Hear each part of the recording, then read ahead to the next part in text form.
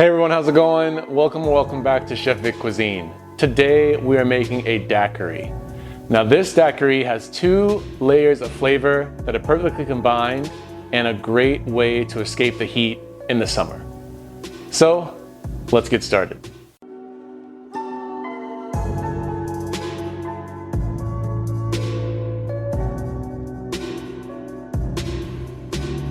All right, let's dive right into this great drink recipe.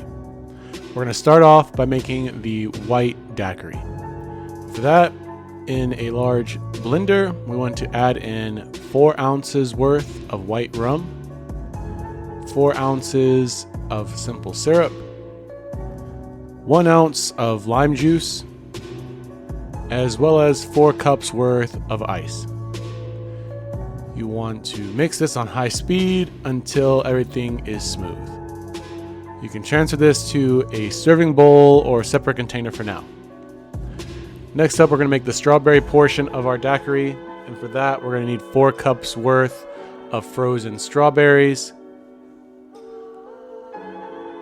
alongside 1 cup of fresh strawberries, 5 ounces of simple syrup, 4 ounces of white rum, and 1 ounce of lime juice.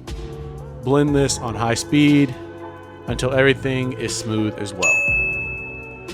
And for creating our drink, in a serving glass of your choice, you want to pour first the strawberry daiquiri portion as a base, and then you want to top the glass with the white daiquiri. I like garnishing these glasses with freshly sliced lime wheels as well as fresh strawberries. And optionally, you can always top the glasses with 1 ounce of dark rum as a float as well. But congrats, you've made daiquiris right at home. This makes enough servings for 4 large daiquiris. You can always double the ingredients for a larger group. You can serve the white and strawberry daiquiri separately as well. But when you do try this at home, be sure to tag me at Chef Vic Cuisine or hashtag Chef Vic Cuisine so I can see your great takes on this drink. As always, this recipe and many more can be found in my cookbook, Chef Vic Cuisine Volume 3, Upgrading Your Inner Chef, and that's available on Amazon, and I'll be sure to leave a link to that in my description box. And feel free to click the pop-up on your screen for more information on that as well. Thank you all so much for watching. I really hope you enjoyed learning how to make this drink, and if you did, make sure you smash that like button for me. It's one of the best ways to show support for the channel.